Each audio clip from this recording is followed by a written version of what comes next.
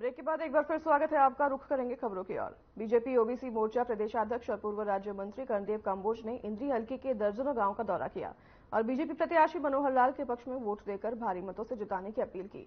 बता दें कि पूर्व मंत्री कर्णदेव काम्बोज का चुनावी प्रचार के दौरान गांव नन्हेड़ा में पहुंचने पर जोरदार स्वागत किया गया। इस अवसर पर सैकड़ों की संख्या में बीजेपी के समर्थक और पदाधिकारी मौजूद रहे। इस दौरान गांव वासियों को संबोधित करते हुए पूर्व मंत्री कर्णदेव काम्बोज ने कहा कि विपक्षी पार्टियों का मुख्य उद्देश्य जात पात की राजनीति करना और एक दूसरे को आपस में लड़ाना है। ये लोग देश को कमजोर करना चाहते हैं। इनके पास ना तो कोई विचारधारा है और ना ही कोई नेता है। इसके साथ ही उन्होंने कहा कि इसके विपरीत प्रधानमंत्री नरेंद्र मोदी एक विजन लेकर चल रहे हैं और उनका लक्ष्य 2047 तक भारत को एक विकसित राष्ट्र बनाना है।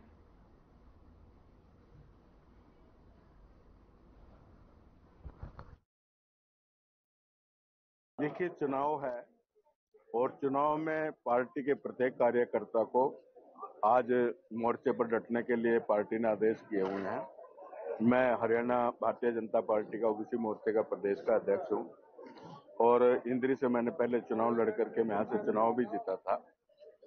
तो मेरा फर्ज भी बनता है कि मैं अपने प्रत्याशियों के फेवर में जगह जगह जाकर के चुनाव प्रचार करूं और ज्यादा से ज्यादा अपने ओबीसी समाज को और अपने सभी साथियों को जो है ज्यादा से ज्यादा मतदान भारतीय जनता पार्टी के पक्ष में करने के लिए उनको प्रेरित करूं।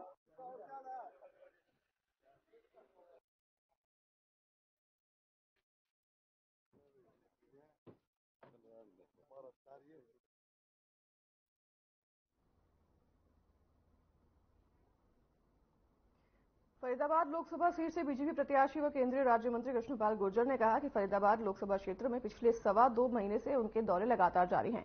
उन्होंने आगे कहा कि इस बार छत्तीस बिरादरी ने यह तय कर लिया है कि लोकसभा का चुनाव भारतीय जनता पार्टी को रिकॉर्ड वोटों से जिताना है। वहीं उन्होंने कृष्णपाल गुर्जर ने पूर्व मुख्यमंत्री भूपेंद्र सिंह हुड्डा के हरियाणा में सरकार बनाने की बात पर तंज कसा और कहा कि कांग्रेस पार्टी देश भर में आधी सीटों पर ही चुनाव लड़ रही है।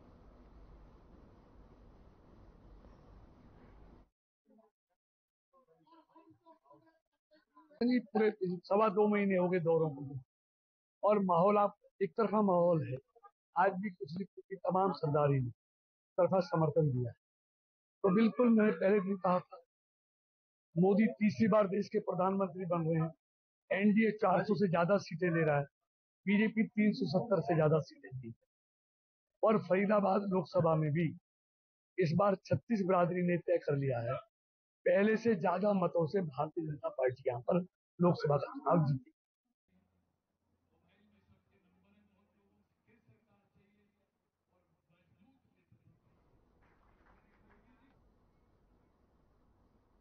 जेजेपी के विधायक राम कुमार गौतम ने कहा कि नायब सैनिक अच्छे सीएम है, लेकिन पूर्व मुख्यमंत्री मनोहर लाल आज भी सुपर सीएम है।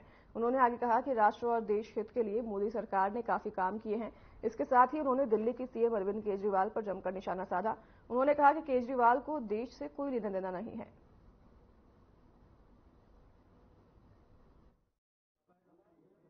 उसने सोचा अभी जड़ इसकी बची हुई है, गुजरात में खा गया और उसके बाद गोवा में खा गया। यानी इसके साथ तो जान पहचान करना ही नुकसानदायक है, समझौता करना तो बहुत ज्यादा नुकसानदायक है। और कितनी बुरी बात है, एक गुरपतवंत पानू है, उसने कहा कि इसको हमने 1300 करोड़ रुपया दिया था, हमारा एक बुल्लर है आतंकी खालिस्तानी, इसको छुटवा दे। डील हुआ था। एक और ने एलिगेशन लगाया था, वही उस सिख फॉर जस्टिस खालिस्तानियों ने, कि भाई $16 मिलियन हमने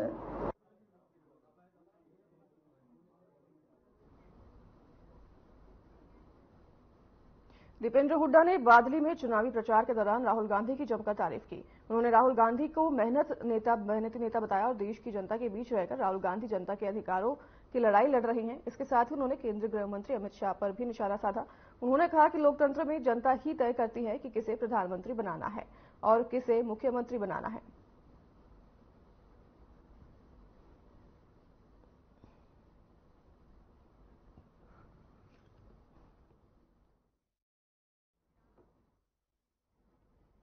लोकसभा चुनाव के मद्देनजर जहां सभी पार्टियां अपने अपने चुनाव प्रचार के लिए अलग अलग तरीके अपना रही है, वहीं बीजेपी प्रत्याशी के चुनाव प्रचार से कांग्रेस पार्टी की लीगल टीम पूरी तरीके से नाराज है। कांग्रेस पार्टी की लीगल टीम ने प्रेस वार्ता करते हुए फरीदाबाद से बीजेपी प्रत्याशी कृष्णपाल गुर्जर और उसके कार्यकर्ताओं पर शहर में गलत तरीके से प्रचार करने के साथ साथ आचार संहिता का उल्लंघन करने के आरोप लगाए हैं। आपको बता दें कि लीगल टीम के पदाधिकारी ने बताया कि बीजेपी के प्रत्याशी कृष्णपाल गुर्जर नगर निगम की एडवर्टाइजमेंट पॉइंट पर इलीगल तरीके से पोस्टर बैनर लगा रहे हैं।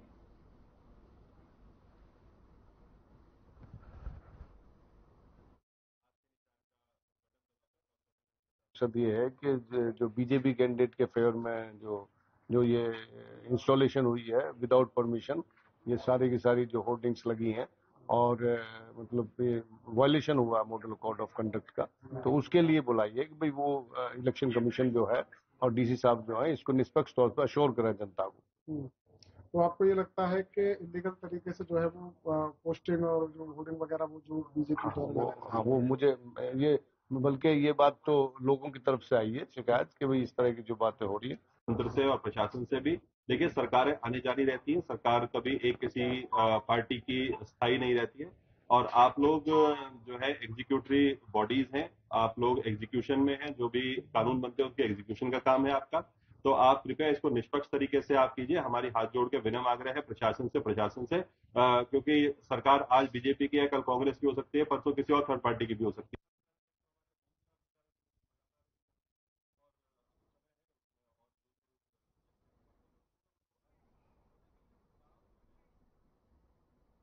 नूर जिले में जनप्रतिनिधि संवाद कार्यक्रम का आयोजन किया गया, जिसमें मुख्य अतिथि के तौर पर महिपाल डांडा ने शिरकत की। जिसमें महिपाल डांडा ने कहा कि बीजेपी सरकार ने गरीबों के लिए बहुत सी योजनाएं चलाई हैं। साथ ही उन्होंने बीजेपी के लोकसभा के प्रत्याशी राव इंद्रजीत सिंह को वोट देने की अपील भी की है।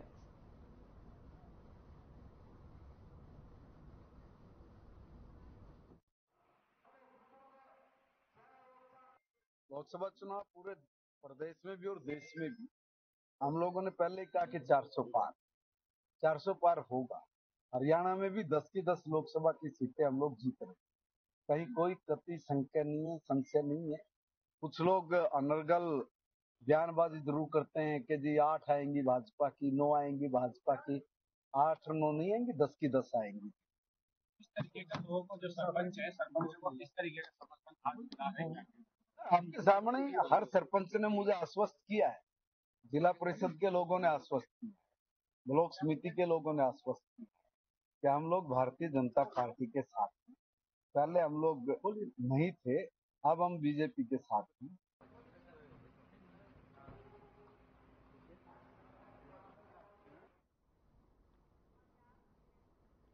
रुकेंगे छोटे से ब्रेक के लिए, जल्द हाजिर होंगे आपके पास इस ब्रेक के बाद।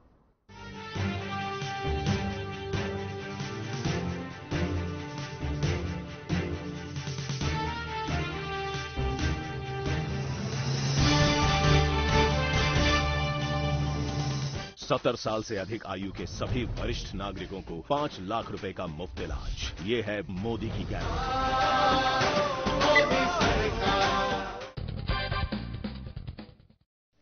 नमस्कार दोस्तों, हम सभी जानते हैं मोर हमारा राष्ट्रीय पक्षी है। इसके अलावा हिंदू संस्कृति और ज्योतिष शास्त्र में भी मोर पंख का खास महत्व है। कहते हैं मोर के पंखों में देवी देवताओं और 9 ग्रहों का वास होता है। ज्योतिष के मुताबिक घर में विधिवत तरीके से मोर पंख स्थापित करने से सारे दुख दर्द और घर के सभी वास्तु दोष खत्म हो जाते हैं। इसके अलावा रंग बिरंगे मोर पंख हमें ये भी सीख देते हैं कि हमारा जीवन भी इसी तरह के रंगों से भरा पड़ा है, कभी खुशी के रंग तो कभी गम के रंग। लेकिन क्या ये आप जानते हैं कि भगवान राम पर एक मोर ने कर्ज चढ़ा दिया था, जिसे उन्होंने अगले जन्म में उतारा। दोस्तों, ऐसा कहा जाता है कि वनवास के दौरान माता सीता को पानी की प्यास लगी। राम जी ने चारों ओर इधर उधर देखा, उन्हें दूर दूर तक जंगल ही जंगल दिख रहा था। उन्होंने जंगल देवता से प्रार्थना की और कहा कि हे जंगल देवता, हमें पानी की ओर जाने का रास्ता बताइए। थोड़ी देर में एक मोर आया और उसने राम जी से कहा, प्रभु चलिए, मैं जलाशय तक आपका मार्गदर्शक बन जाता हूं, लेकिन रास्ते में कोई भूल चूक होने की संभावना है। राम जी ने पूछा, वो क्यों? मोर ने कहा, प्रभु मैं तो उड़ता हुआ जाऊंगा और आप चलते हुए, ऐसे में आप रास्ता भटक सकते हैं, इसलिए मैं रास्ते के बीच बीच में अपना एक मोर पंख निशानी के लिए छोड़ता जाऊंगा। उसका पीछा करते करते आप जलाशय तक पहुंच जाएंगे। दोस्तों, सच बात यह है कि मोर के पंख एक विशेष समय और एक खास मौसम में ही बिखरते हैं। अगर वो अपनी इच्छा के विरुद्ध पंखों को बिखेरेगा तो उसकी मृत्यु हो जाती है, और वही इस मोर का भी हुआ। आखिर में जब मोर अंतिम सांस ले रहा था तो वो कहता है कि मैं कितना भाग्यशाली हूं कि जो सारी दुनिया की प्यास बुझाते हैं, ऐसे प्रभु की प्यास बुझाने का मुझे सौभाग्य मिला। मेरा जीवन धन्य हो गया, अब मेरी कोई भी इच्छा शेष नहीं रह गई। इस पर श्री राम ने मोर से कहा कि मेरे लिए तुमने जो मोर पंख बिखेर कर मुझ पर जो कर्ज चढ़ाया है, मैं उस कर्ज को अगले जन्म में जरूर चुकाऊंगा। उसके बाद अगले जन्म में भगवान राम ने कृष्ण का अवतार लिया और अपने सिर पर मोर पंख धारण किया। आप भी मोर में प्रभु राम और श्री कृष्ण के दर्शन कर सकते हैं और साक्षात मोर पंख को अपने मंदिर में सजाकर आशीर्वाद प्राप्त कर सकते हैं। मैं पिछले हफ्ते जयपुर जिस स्थान पर गया, वहां कम से कम 200 मोर थे, जिनके साथ रहने का आनंद और सौभाग्य मुझे मिला।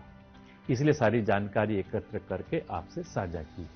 आप भी जब कभी मोर को देखें तो ओम नमो भगवते वासुदेवाय मंत्र बोलकर ये अनुभव कर सकते हैं कि आप भी साक्षात कृष्ण जी के दर्शन कर रहे हैं। सच में ये मोर पंख इतना भी सुंदर ना होता, कृष्ण, अगर ये तेरे सिर पर ना सजा होता। नमस्कार।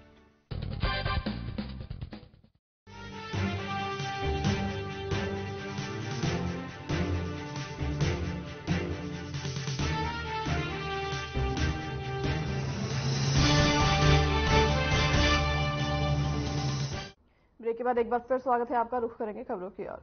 चरखी दादरी से किसान सभा के नेतृत्व में विभिन्न संगठनों ने ट्रैक्टर रैली निकाली। किसान नेता राजू मान ने आगे बताया कि बीजेपी सरकार में लगातार आमजन बहुत दुखी है। हमारे जिले की महिला पहलवान बेटियों ने सराहनीय प्रदर्शन करते हुए देश का नाम रोशन किया। वहीं बीजेपी सरकार में पहलवान बेटियों को न्याय पाने के लिए संघर्ष करना पड़ा।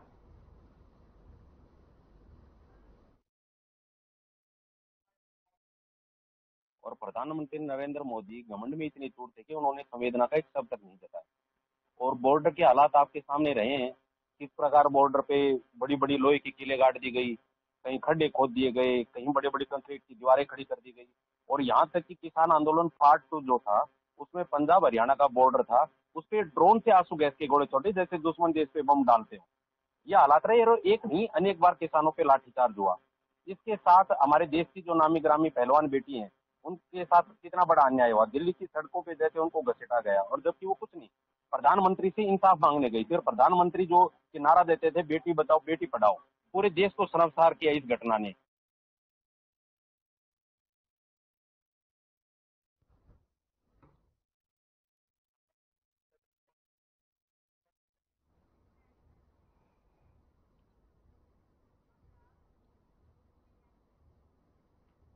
फरीदाबाद में मोहन गांव पर बैठे धरना कमेटी के लोगों को लेकर अब राजनीति तेज हो गई है। राजनीतिक गलियारों में यह आवाज चल रही है कि धरना कमेटी की ओर से कांग्रेस प्रत्याशी महेंद्र प्रताप को समर्थन दे दिया है। तो वहीं इस समर्थन पर पूछे गए सवाल पर धरना कमेटी के अध्यक्ष और सभी लोगों ने दो टूक मना लिया है। धरना कमेटी के पदाधिकारियों ने बताया कि यह धरना मोहन गांव में धरने पर बैठे 5 गांव के से चलाया जा रहा है और मोहन गांव पर ग्रीन एक्सप्रेस वे पर उतार चढ़ाव की मांग को लेकर वह पिछले 7 से 8 महीने से धरने पर बैठे हैं। उनके पास सभी राजनीतिक पार्टियों के लोग आ रहे हैं, परंतु अभी तक कमेटी ने किसी भी पार्टी या उम्मीदवार को कोई भी समर्थन नहीं दिया है।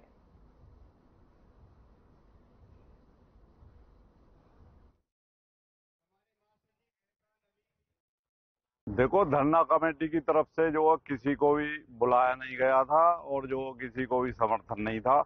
वो तो हमारी जो है जो हमारे पालों के जो सरदार हैं उनकी पंचायत थी, उन्होंने उनके ही ऊपर हमने छोड़ दिया था। जो भी फैसला ये निर्णय लेंगे वही जो है स्वीकार होगा। हम तो समर्थन को तो हमें तो जो ला देगा साहब नहीं, हम तो वादे थे समर्थन। क्या अभी तक कोई समर्थन दिया गया है? ना, हम तो जब देंगे ऐसे देंगे समर्थन जो याद करे, यानी थे तो हमारा कट मिल जाए जल्दी में, हमें हम ऐसा समर्थन दे दिए सदा को। तो इसका मतलब अभी कोई समर्थन नहीं दिया गया है? हाँ, समर्थन तो वादियों पर देंगे भैया। इसमें सारी गलत है, हमने किसी को समर्थन नहीं दिया, ये अफवाह उड़ाई जा रही है, हमारे धरने को बदनाम किया जा रहा है। हाँ, इसमें किसी को हमने अभी तक समर्थन नहीं दिया, किसी को कोई समर्थन नहीं, कोई समर्थन नहीं है। चुनाव आयोग में लेटर भी गया आपकी तरफ से, तो धरना कमेटी की तरफ से कि हम किसी पार्टी को समर्थन नहीं दे रहे? नहीं दे रहे। अच्छा, हाँ जी, तो वैसे हवा बना, वैसे ही हवा बना जी, हमारे धरने को खराब करने के लिए है।